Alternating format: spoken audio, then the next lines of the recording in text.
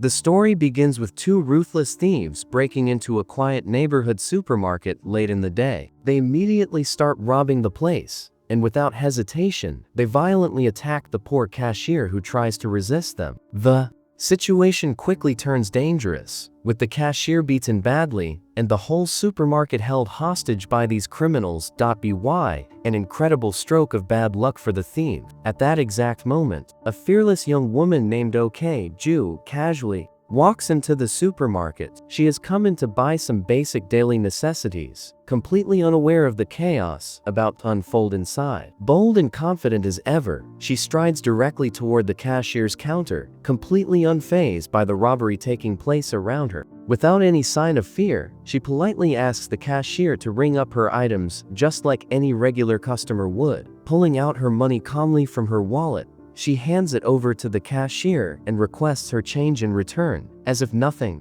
unusual is happening. However, the cashier looks at her with utter confusion and disbelief, almost as if to say, "Don't you see what's going on here? This supermarket is being robbed by dangerous criminals." But Ju is completely indifferent to the robbery. She just hands over the money and even reaches into the bag of one of the thieves to grab her change herself. Of course, the thieves do not like this at all. One of them immediately pulls out a knife, trying to intimidate Ju into handing over her money too, threatening her with violence. But Ju is no ordinary girl. She is incredibly skilled and moves with the precision and strength of a trained ninja. In an instant, she grabs both of the thieves and beats them brutally, taking them down with ease. Once the thieves are defeated, Ju calmly walks back to the cashier and asks him again to ring up her bill. The cashier is left utterly stunned, unable to believe what just happened in front of his eyes.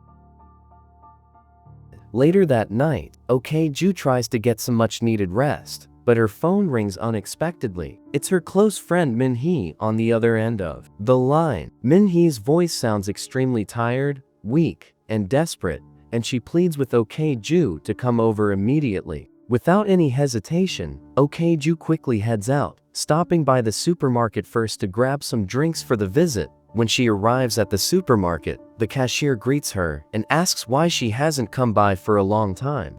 Ju tells him she quit her job and has been staying mostly indoors, avoiding the outside world. He asks if she is planning to return to work, but Ju firmly tells him she is not coming back, and with that, she leaves. Arriving at Min-hee's apartment, Ju repeatedly calls out her friend's name, but there is no answer. Since Ju is Min-hee's closest and most trusted friend, she knows the door code, so she enters quietly and calls out once more. She notices photos of the two of them together hanging on the wall and assumes that Min-hee must have just stepped out and will return soon, but then her eyes fall on a box placed neatly on Min-hee's bed. Her curiosity gets the better of her, and she opens it carefully. Inside, she finds Min-hee's ballet shoes along with a letter addressed to her. Ju unfolds the letter and reads how Min-hee thanks her for all the wonderful times they shared, expressing deep gratitude. The letter also contains a heartbreaking plea for Ju to take revenge for the terrible fate that befell her. There is a name mentioned in the letter, Choi. Ju doesn't yet understand the significance of this name, but it clearly matters deeply. She continues calling Min-hee's name desperately, but there is no response. Suddenly, her phone rings from inside the bathroom. She rushes to find it lying there, thrown away carelessly. And then, she sees her lifelong friend Min-hee lying unconscious right there on the floor. The sight devastates Ju, and memories of their friendship flood her mind. She remembers the very first day they met. Ju had been on her way to buy a birthday cake for Min-hee at the bakery where Min-hee worked part-time. They connected instantly, and over time, they grew inseparable, spending many joyful days together. Min-hee once asked Ju about her work life, and Ju confided that she held multiple jobs, including working as a personal bodyguard for important, high-profile clients.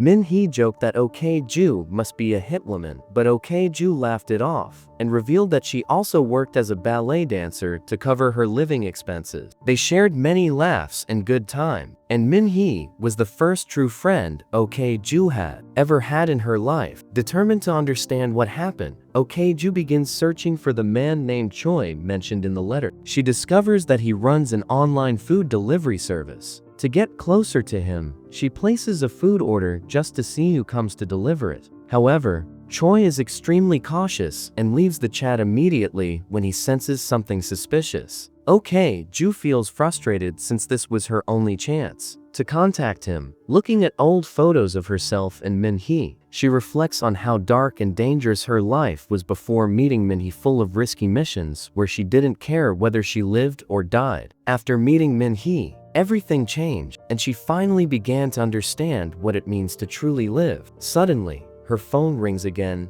It's a call from Min-hee's number. It's Choi. He doesn't know that Min-hee died because of him, and Okju ignores the call without a single word. Choi angrily yells at her for not answering and orders her to meet him at a place called Jamsu Bridge at AM the following day. He threatens to destroy her life even further if she doesn't show up. But Okju knows it's all just a bluff because she is already broken. That night, after completing a mission, Okju heads to the meeting spot. Choi calls Min-hee's phone repeatedly to see why she isn't responding, but Okju watches him carefully, fully aware that Min-hee will never come. Choi drives away, and Okju follows him all the way back to his house. The next day, Choi wakes up early and starts his rigorous training. He is a strong and disciplined man. After his workout, he heads out to continue his criminal activity. Meanwhile, Okju secretly breaks into Choi's house, setting up surveillance devices and searching every corner to piece together his dark story. She discovers a heavily secured safe filled with torture tools and numerous USB drives, each labeled with the victim's name: a pharmacist, a nurse, a pianist, and many others. Among these drives, she finds one labeled ballet dancer. She plugs it in and watches disturbing footage of Choi torturing Min-hee. Now, she finally understands why Min-hee chose to end her own life. Okju is devastated,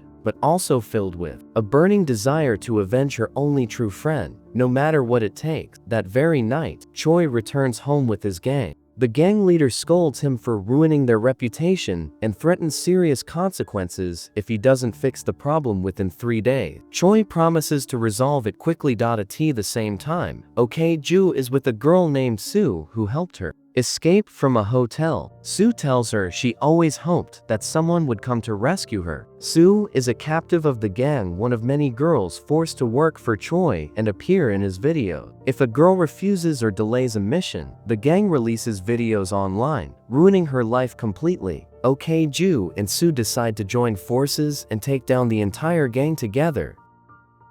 Choi visits a pharmacist friend who manufactures the drugs the gang uses and offers him a huge sum of 100 million won to help capture Okju and Sue. The pharmacist agrees. Okju visits an old colleague to acquire weapons for her mission of revenge against Min-hee's killer. She meets 2 older men who appear harmless, but are actually highly skilled fighters. They provide her with some old but highly effective weapons: a small gun that looks like a toy but is deadly, and a powerful weapon capable of taking down an entire group of enemies. Okju carefully cleans and prepares the weapons, readying herself for what lies ahead. Choi and the pharmacist contact a detective friend to help track Okju's car. The detective agrees to inform them if he finds anything. After buying food from the supermarket for herself and Sue, Okju returns home only to discover Sue is missing. While searching for her, Okju is attacked by a stranger but manages to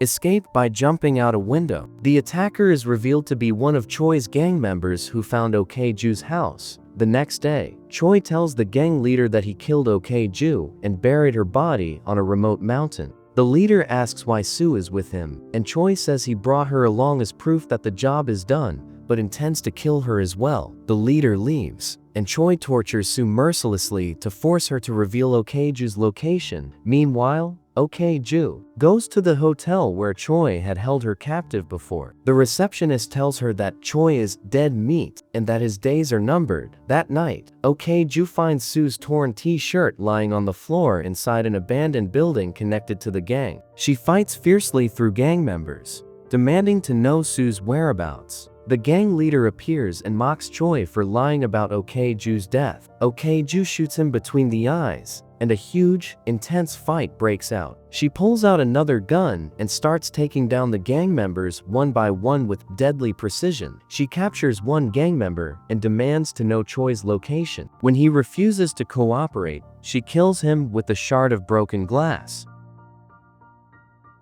She continues her search through the building and finally finds the pharmacist driving a car with Sue tied up and badly beaten inside. Just as she is about to shoot him, Choi suddenly appears and shoots Ju in the shoulder. Choi tells her that he doesn't want to kill her outright, but wants to torture her slowly, just as she destroyed his life. Before he can harm Sue, Ju stabs Choi in the stomach with all her might. Sue tries to shoot Choi, but misses. Ju stops Sue from killing Choi, feeling that he deserves something much worse than death for the atrocities he committed against Min-hee. She takes Choi to the sea to give him a slow, painful end. A revenge, fitting for the immense suffering he caused. The movie ends there. If you've made it this far, drop a in the comments so I know who stayed with me till the very end. Peace out.